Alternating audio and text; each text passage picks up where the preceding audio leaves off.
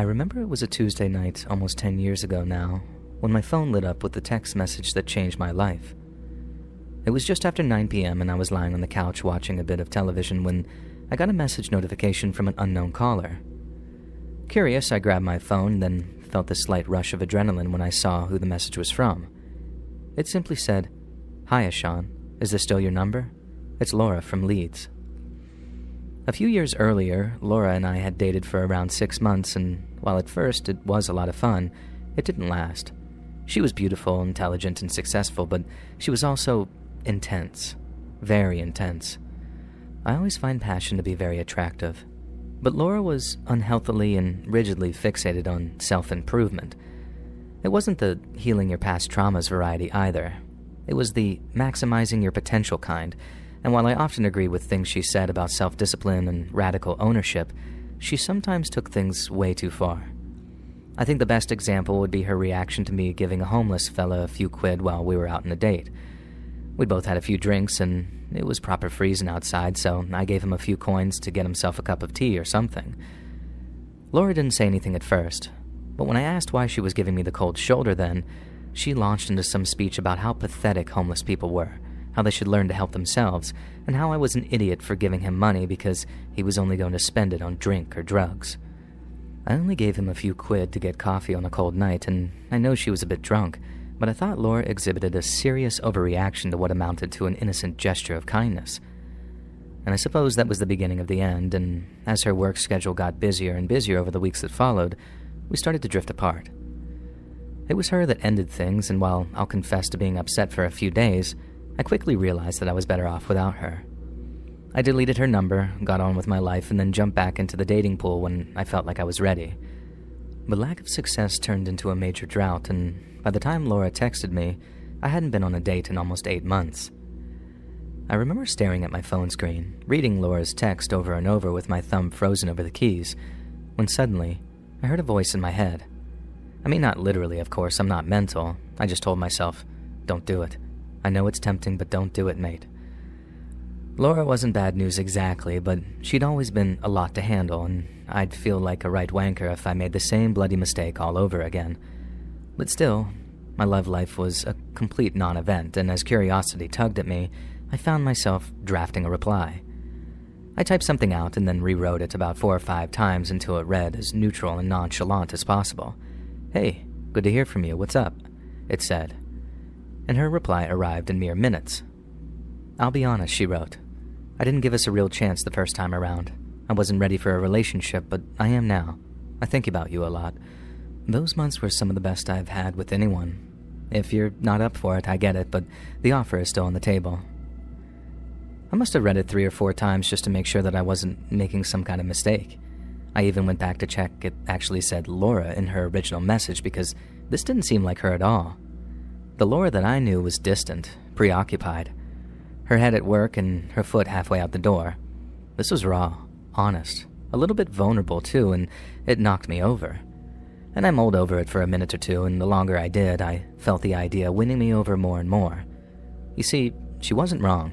The first few months with her had been phenomenal, and half my frustration came from her putting in zero effort when we had great chemistry.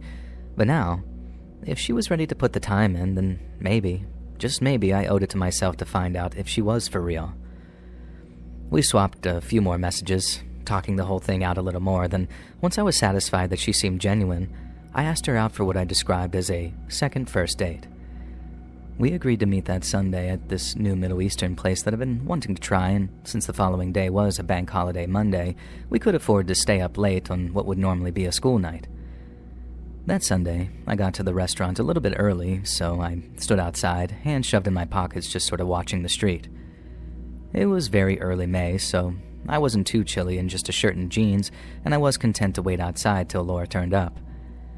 But 5 minutes passed, and then 10, and by the time 1/4 ticked by, I started thinking that she'd changed her mind.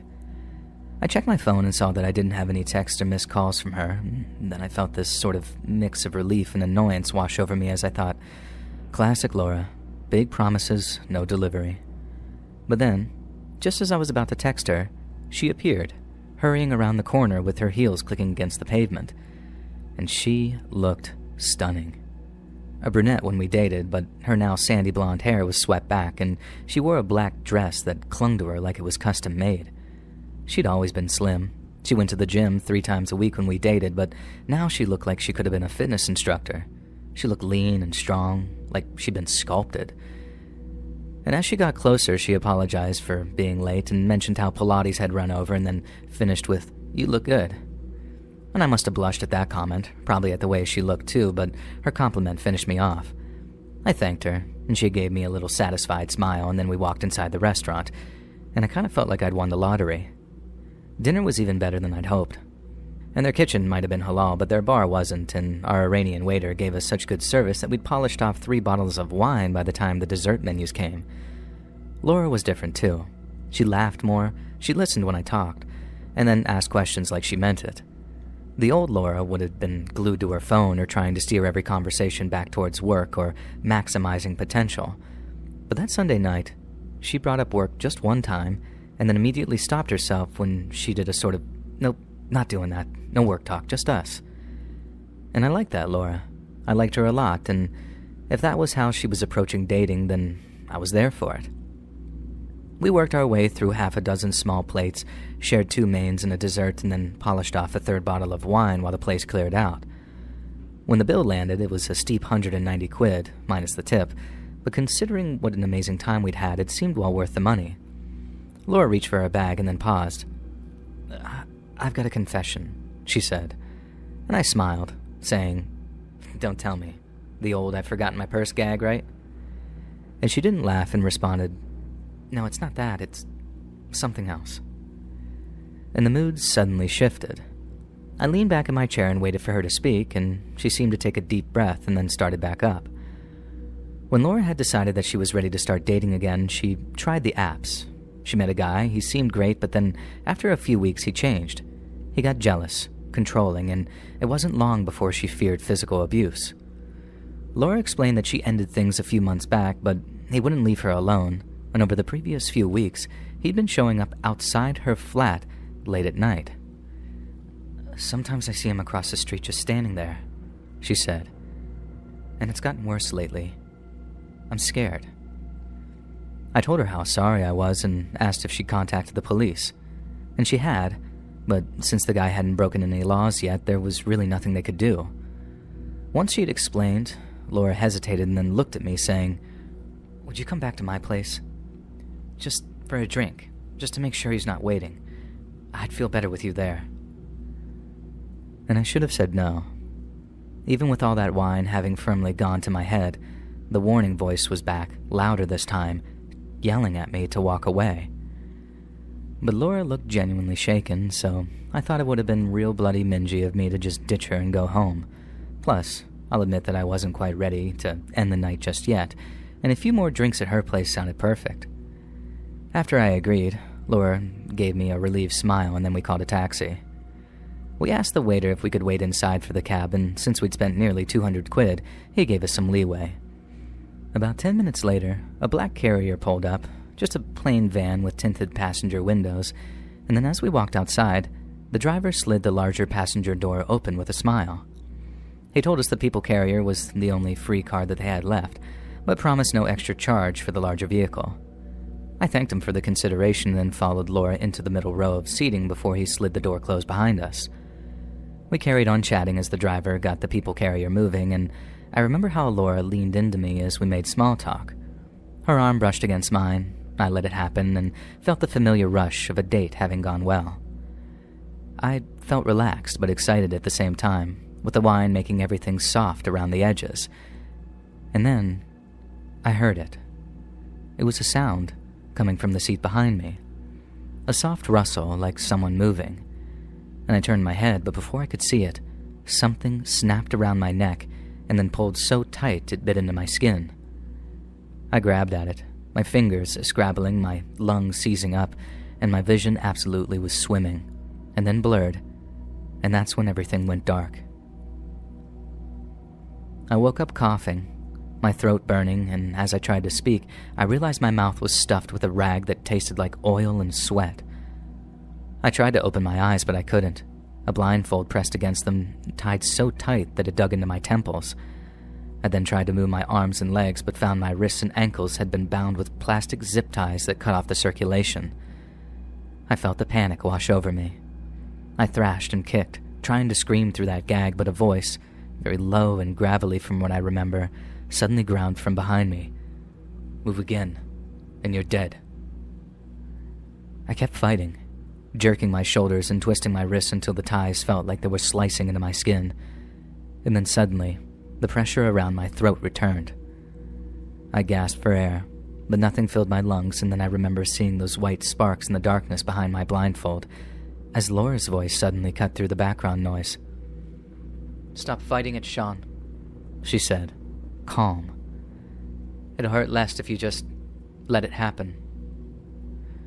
And her words hit me like a punch in the gut. My brain was stalling, refusing to connect the dots for a second before it finally hit me. Laura was doing this to me. I stopped fighting, not because I wanted to, but because if I had any shot at surviving, I had to wait, and I had to think. I then remember slumping back into the seat, breathing hard through my nose and just sort of listening. The van rumbled on forever. Every bump jolted my spine, every turn made my stomach turn, and I tried to count the minutes, to listen out for anything that might give me a clue as to who'd taken me or where I'd been taken, but fear was absolutely scrambling my brain. My hands went numb from the ties being so tight, and the gag kept me from swallowing right, meaning spit pulled in my throat and made me gag every so often as well. Laura didn't say another word, and no one did. There was just the low hum of the engine and the outside traffic, and then the occasional sound of the man behind me clearing his throat. When the van stopped, the door next to me slid open, and I suddenly felt 2 pairs of gloved hands wrench me from my seat. They dragged me out, my bare feet hitting the gravel that stabbed into my soles, and I stumbled, but they didn't let me fall as 2 of them, maybe 3, kept on dragging me forward. The gravel turned into grass, and then I heard twigs snapping and the air changed. It felt damp and heavy.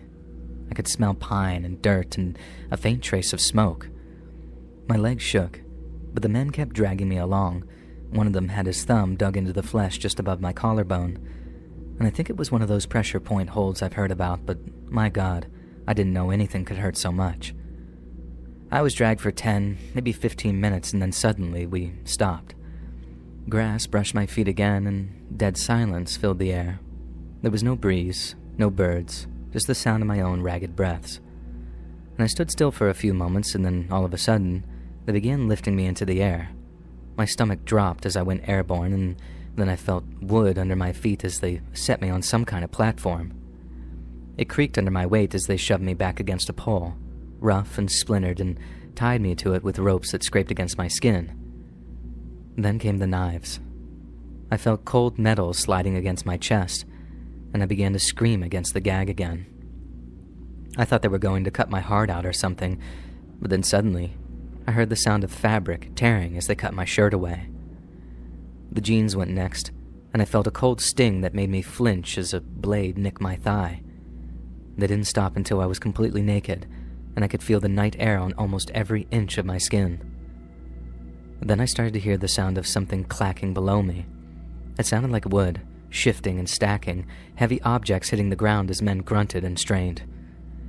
After that, my gag was pulled out, and the blindfold was removed. My eyes watered, adjusting to the bright light of flaming torches, and that's when I saw where I was. My knees buckled.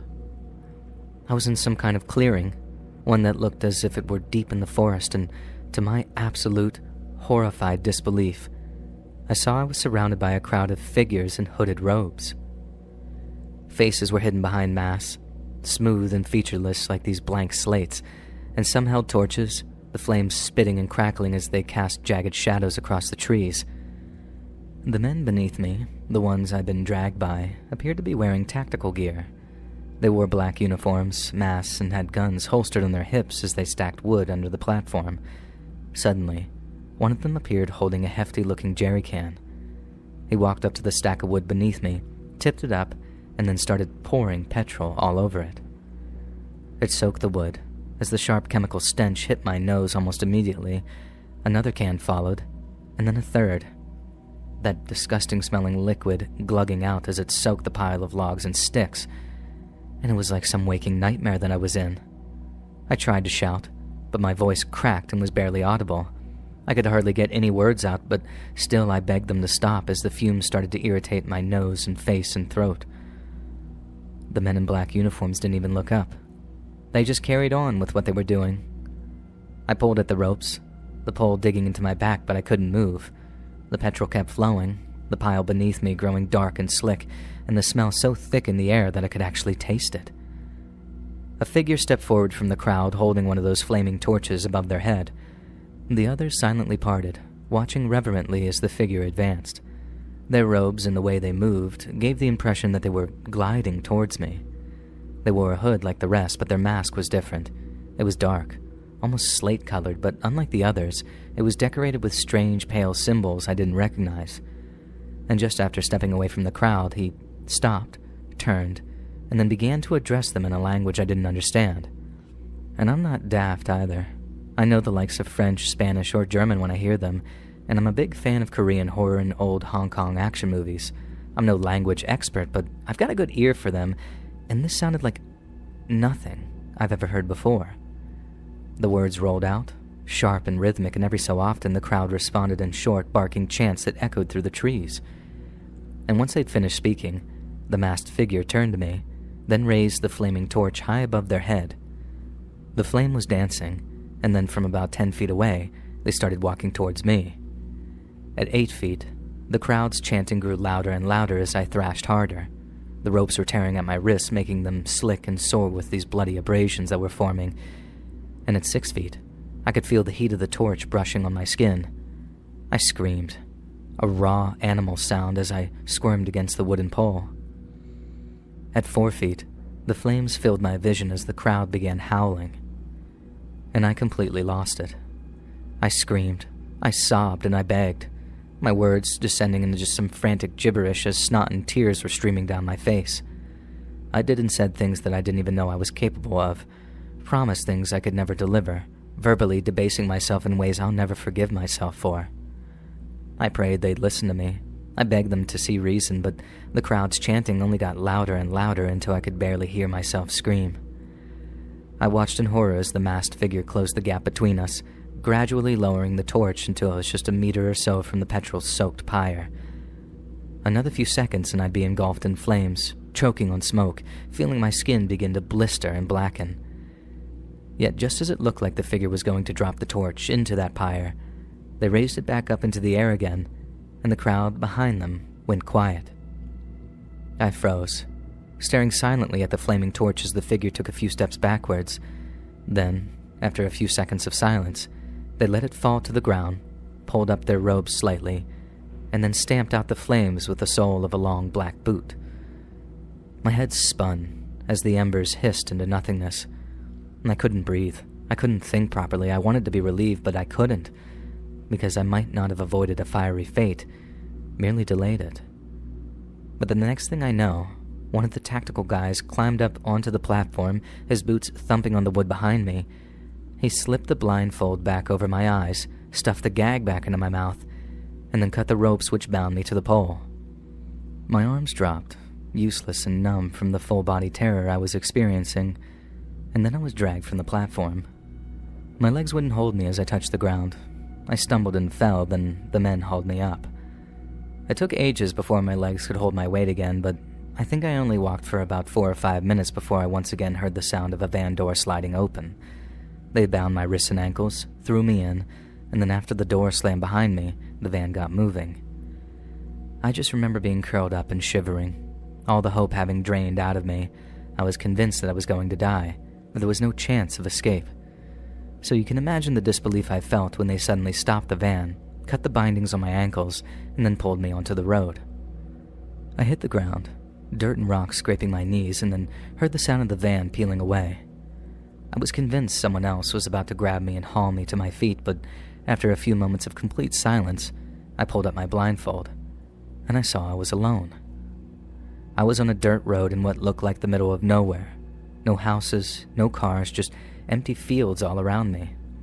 My wrists were still zip-tied, and I was still completely naked, but I could walk. I got to my feet, every joint screaming, and started on down the road. I'd never been so cold in my entire life, and it was like the wind was cutting through me, but I kept moving. One step, then another, slowly but surely, praying that I wouldn't die of hypothermia before I found help. My feet were raw, bleeding from those rocks and cuts when I finally spotted a cottage in the distance. It was a quaint little place with a thatched roof, like something you might see on a postcard. But then there was me, staggering up the path, completely naked. It was absolutely surreal. I staggered to the door and pounded on it with weak but desperate fists. A middle-aged woman in a bathrobe answered, and the second she laid eyes on me, she started screaming like a friggin' banshee. Her husband charged up behind her, a baseball bat in his hands, and he was about to start beating the absolute crap out of me when he saw the bindings on my wrists and stopped. I'll never forget the look on his face, the way his eyes went all wide when he realized what he was looking at. After he froze, he just muttered, "Jesus Christ," and then ran back inside to grab something I could cover myself up with. They brought me a blanket, made me a cup of tea, and then let me take a nice long shower while they called the police. The hot water stung my wrists and my ankles and the soles of my feet, and I just stood there, shaking, watching blood and dirt swirl down that drain and just wincing from the pain as I washed myself. Just before the police got there, the nice couple gave me some spare clothes to wear. It was only a baggy pair of joggers and a faded t-shirt, but it meant the world to me. And after that, I sat in their kitchen waiting for the police as the couple whispered in the next room. When the lone officer arrived, I thanked the couple for all their help, and we then walked to his patrol car, and after taking a seat in the back, I told him everything. The dinner, the van, the forest, the hooded figures. He wrote it down and then asked in a very flat tone, "How much did you have to drink tonight?" And I told him we drank 3 bottles, split pretty evenly. I was drunk, but I wasn't smashed, and I most certainly hadn't blacked out either. He didn't argue, but I could tell that he didn't buy it. They tracked down Laura and the taxi driver, but their stories didn't match. They claimed that I'd been blind drunk, demanded that they stop the taxi so I could get out to vomit, and then after doing so, I'd walked off into the dark field never to return. They had a receipt from the restaurant, timestamps and everything, and Laura's phone went dead after that. No answers, no trace of her. And then after a while, the police seemed to just give up on everything, as worthless as the UK police usually are. They said there wasn't enough evidence, that they couldn't trace this Laura girl that I'd gone on a date with. So until I remember her address or until I remembered where I'd been taken, there was simply nothing that I could do to further their investigation. The grazes on my wrist healed, but the nightmares did not. I tried to do my own research on what had happened for a while, but it took a serious toll on my mental health. I went down many rabbit holes pertaining to Wiccan and occult practices, but found nothing like the mass that I'd seen or the language I'd heard. I talked to some of the users even on r/conspiracy, and X even posted about it, but most people didn't believe me, and one user even called me a plant.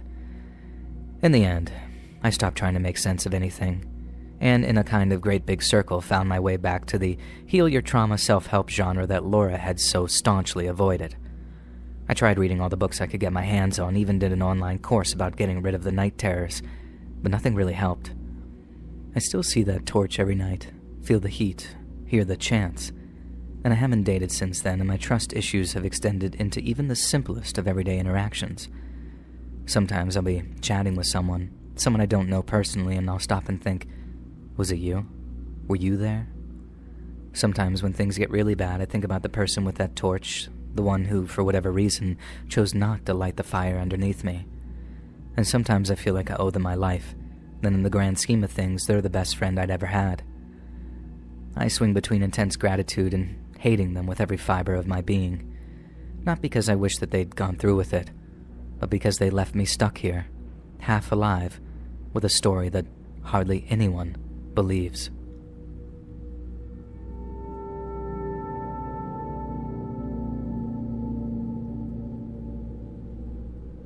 I met him on a dating app. His name was Ryan, and back then, I thought he was everything I'd been looking for. His profile picture showed him leaning against a motorcycle, wearing a leather jacket and a handsome smile that gave me butterflies. We matched, and within a day, he'd sent me a message. "Hey, you seem cool. Coffee sometime?" I was 24, working a steady job at a marketing firm, and was super tired of the flaky guys that I'd been matching with. Ryan seemed different. Our first date was at a small cafe downtown. He showed up on time, ordered a black coffee, and asked me about my life, my job, my family, my dog Milo. He listened. He really listened. He told me he worked as a mechanic, loved fixing things, and had a sister that he was close to. And by the end of the night, he walked me to my car and kissed me. It was soft, quick, and respectful.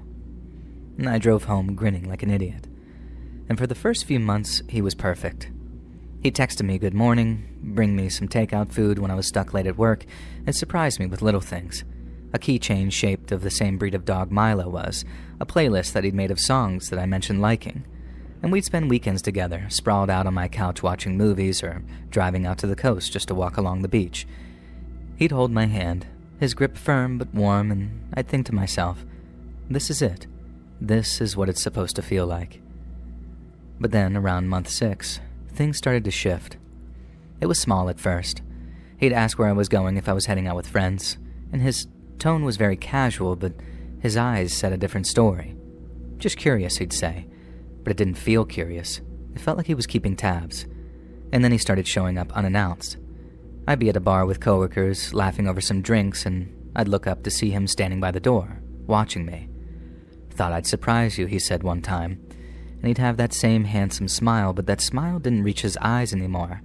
They seemed cold. And by month 8, the possessiveness turned into something much more darker. We'd argue over nothing, like me not texting him back fast enough, and his voice would get low and tight like he was holding something back. One night I told him I needed space after he blew up because I'd gone to dinner with a male coworker. He grabbed my wrist, not hard enough to bruise it, but enough to make me freeze. "You don't get to walk away from me," he said, and I yanked my arm free and locked myself in the bathroom until he left. And the next day, he sent flowers with a note that said, "I'm sorry. I just love you too much." I wanted to believe him, but the pit in my stomach told me otherwise, and I ended it at 9 months.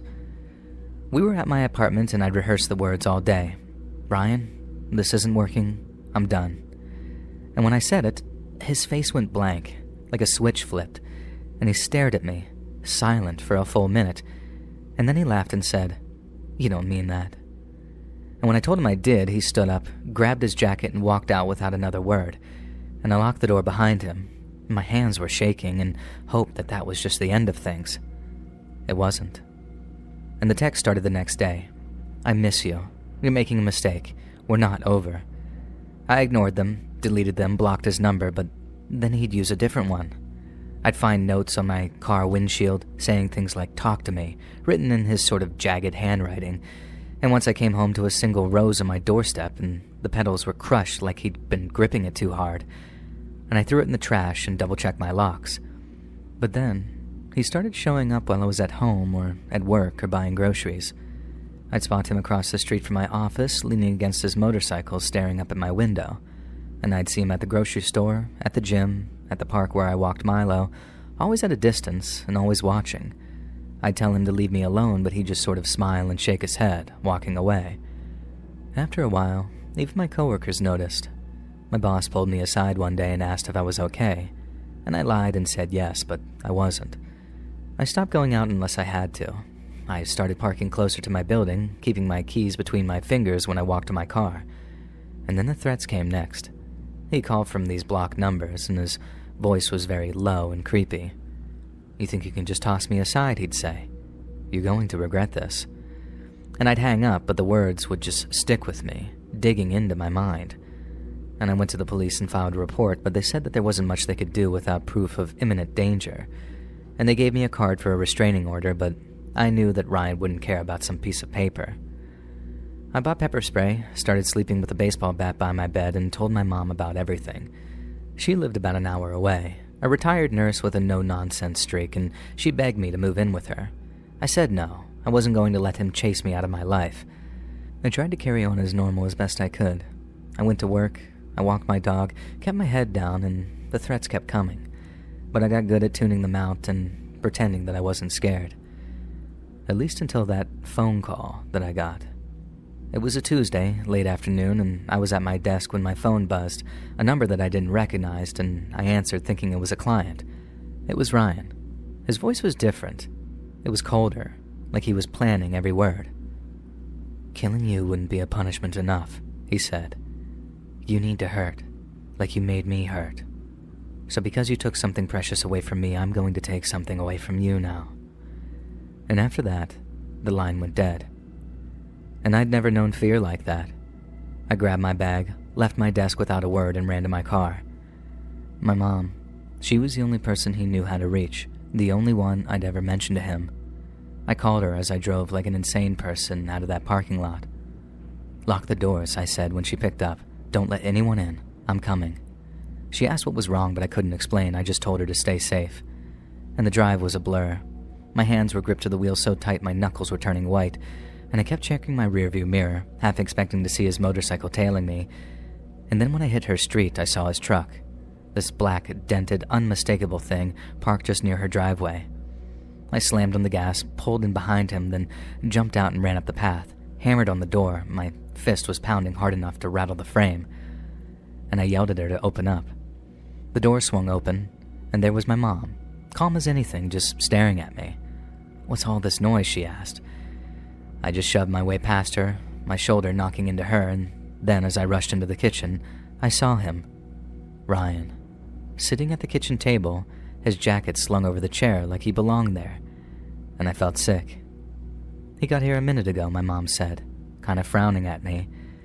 "He said he was a friend of yours." "Get out," I said, my voice breaking into a shout. "Get the hell out," I screamed. He stood, very slow and deliberately raising his hands like he was innocent.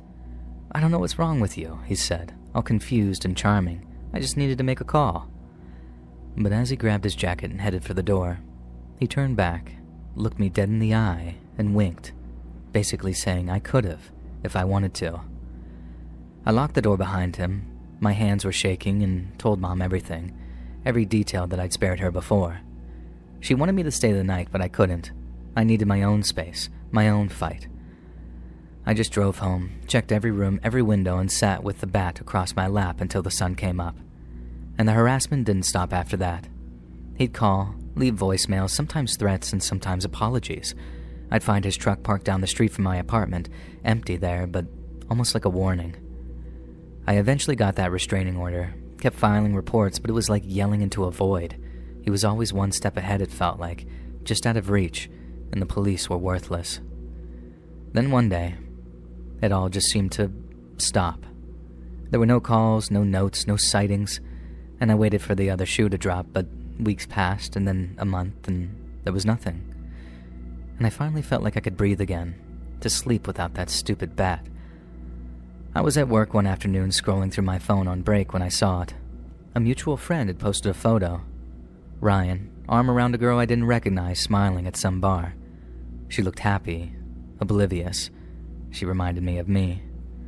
I stared at her face, the way he smiled at her, and felt sick again. I knew what he was capable of, what he'd do when the mask slipped. And I thought about warning her, but how? He'd know it was me if I used my name. And my solution was to make a brand new Facebook profile, a fake name, no picture, and then look her up and message her. And her page was public, full of selfies and posts about her job at a daycare. And I typed the message fast. "Be careful with Ryan. He's not who he seems. Get out while you can." And I hit send, watched it mark seen, and then logged out and deleted the account. I don't know if she listened. I don't know if she's okay, and a part of me wants to check to dig, but I stopped myself. I'm free of him. For now, anyway, and I think that's enough. I still double-check the locks on my doors, and I still glance over my shoulder whenever I walk to my car because I know he's out there, and I know he doesn't forget.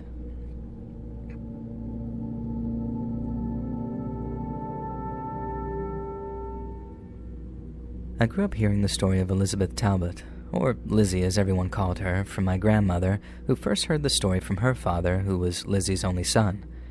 It's a tale that's been handed down through our family for nearly 100 years now, told over kitchen tables and porch swings, and it's always had a certain kind of quiet weight to it. It isn't just a story about survival.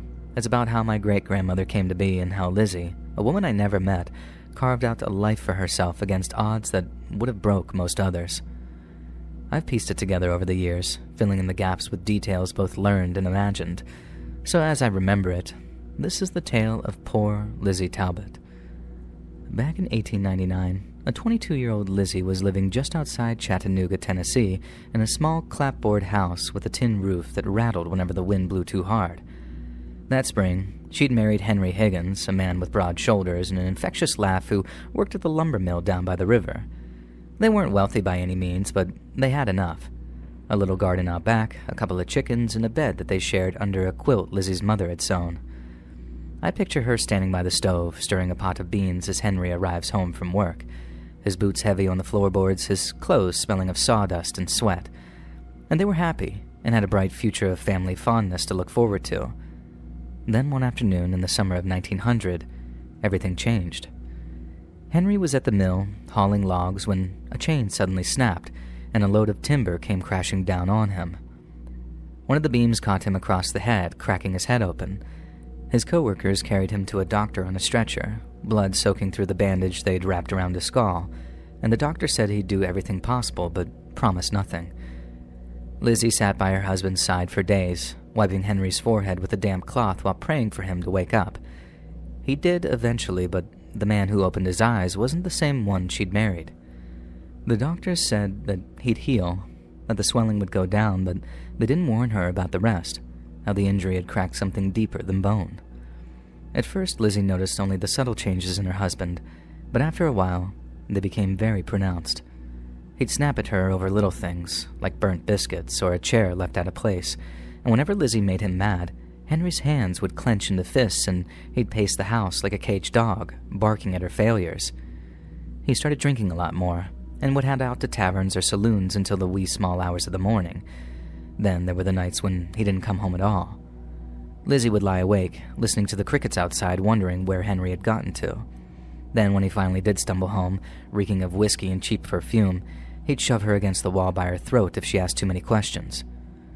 One night, he grabbed her by the hair, then tore her head back with his eyes wild and empty, saying, "You don't own me, woman," and his breath was hot in her face. She clawed at his hands, gasping until he let go and stormed out, and that was the first time that she locked the bedroom door, her heart pounding like it was trying to escape through her ribcage. Lizzie prayed hard for things to get better and for her husband's mind to heal, but over time, he only got worse. And to his wife's horror, Henry started robbing folks like a regular old road agent. First, the drunks staggering out of saloons, and then the shopkeepers on the edge of town as they closed up for the night. And word spread fast. Henry Higgins wasn't just a mean drunk anymore. He was downright dangerous. He'd come home with blood on his knuckles and a sack of stolen goods, laughing like it was all just some game. The townsfolk also whispered about the woman he'd been seen with, girls from the rough side of town who'd take a man's money and not ask his name. Lizzie heard it all, with each and every story cutting deeper than the last. She'd remember living with the man that she'd loved, and now she was living with a stranger, and one who terrified her. The breaking point came one dark, frigid evening in the winter of 1901. Henry came crashing through the door, his coat torn, his face smeared with dirt.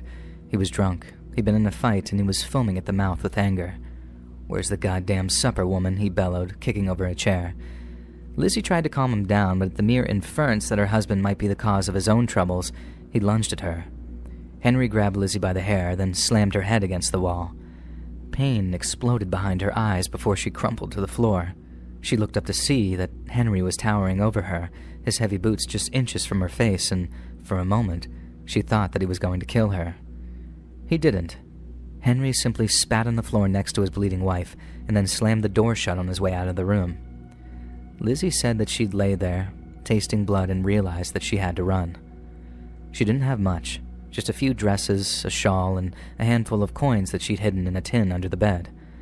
Then she waited until dawn, when Henry would be passed out somewhere, and then slipped out of the back of the house. She walked until her feet were blistered and bleeding, hitching rides on wagons and begging for scraps from strangers. She didn't care where she was going, it just needed to be far away from Henry. Weeks later, half-starved and shivering, she stumbled into Haw River, North Carolina, a quiet little town with a river running through it and a church up on a nearby hill. And that's where she met Benjamin Heckler. Ben was the pastor at the church, a man in his 30s with kind eyes and a voice that carried when he preached. He found Lizzie slumped on the steps one Sunday morning, her dress filthy, her hands trembling. He didn't ask any questions. He just brought her inside, gave her a blanket, and set a bowl of soup in front of her. She told him her story over time, in bits and pieces, and he listened without judgment. He let her stay in a spare room at the parsonage, and before long, she was helping him with mending hymnals and sweeping the floors. They grew close, closer than they meant to, and for a while, both tried to ignore what was growing between them. But Lizzie was still married, and Benjamin wouldn't cross that line. "I can't be that man," he once told her, and his voice was firm but soft. And she understood, even if hurt, so she waited, and she fought. She wrote letters to lawyers, secured affidavits from folks back in Chattanooga, and tracked down witnesses who swore Henry had beaten her and betrayed her vows. It took years, but finally, in the early spring of 1902, a judge finally granted Lizzie an annulment, declaring her marriage to Henry null and void, and she was free. That summer, Lizzie and Benjamin married in the church where they'd first met. It was a small wedding, just a few townsfolk, a wooden cross on the wall, and vows that they meant with every word. Then a year later, in 1903, she gave birth to a boy named Samuel. He was a quiet baby with his father's dark hair and his mother's bright blue eyes, and for a while, life was good. They had a little house near the river with a porch where Lizzie would sit and watch Samuel play in the yard. Benjamin would come home from the church, kiss her forehead, and they'd eat supper together. It was their own little slice of heaven. But then, in the fall of 1905, disaster struck. I picture Lizzie in the kitchen when she heard the horses, the sound of hooves pounding the dirt growing louder and louder until it stopped right outside her home. She wiped her hands on her apron and stepped towards the window to pull back the curtains. There were 6 men, maybe 7, all on horseback, their faces shadowed by the wide brims on their hats. One of them swung down from his horse, his boots hitting the ground, and then Lizzie heard his voice, rough and familiar like a knife dragged across stone. "Lizzie, you in there, woman?" At the sound of her name, her stomach dropped. She'd never forgotten that voice, the way it would turn from a laugh to a growl and a heartbeat. It was her ex-husband, Henry Higgins. Lizzie backed away from the window, her hands shaking so bad that she knocked a plate off the table. It shattered on the floor, and little Samuel started crying in the next room. The men outside laughed, and Henry shouted again, "Come out, woman. I've been looking for you." The door rattled as someone pounded on it, and Lizzie froze. She could hear the clink of spurs, the creak of leather, the low mutter of the posse. They weren't here to talk. They were here to take her, or worse. Her mind raced back to Chattanooga, to the nights that she'd cowered under Henry's fists, and now he was here, with men who'd shoot first and ask questions later. The walls seemed to close in, and her chest tightened until she could barely breathe, and then suddenly, her current husband burst into the room. Benjamin's face was pale but determined. He grabbed a shotgun from the corner, the one he kept for hunting, and took cover near a window. "Lizzie," he said, his voice low and urgent, "take Samuel, and when I say, you run out the back." She started to argue, but he cut her off. "Wait till you hear the shot. They'll be distracted. Then run, and don't look back." Lizzie nodded, tears stinging her eyes, and scooped Samuel from his crib. The boy whimpered, clutching her neck, and then she crept to the back door to wait for her husband's signal. Benjamin shouldered his shotgun, parting the curtains just enough to aim while outside Henry was pacing. "You can't hide forever, Lizzie." He fired a pistol in the air, the cracks splitting the night. Benjamin looked at her, his eyes steady despite the fear in them. "I love you, Lizzie," he said, and then after that, he pulled the trigger. The shotgun roared, the glass shattered, and Henry Higgins fell down dead. The posse yelled, guns firing wildly, while Lizzie bolted out the back. She ran as fast as she could, her baby bouncing in her arms as her bare feet pounded against the cold ground, and she didn't stop to see if Benjamin was alive. She couldn't. There was no time. She just kept going through the trees, down to the river, until the sounds of gunfire behind her faded. With nothing but her son and the clothes on her back, she made her way north, traveling by foot and kindness until she reached Richmond, Virginia. It was a much bigger burb than Haw River, a city she and her boy could disappear in.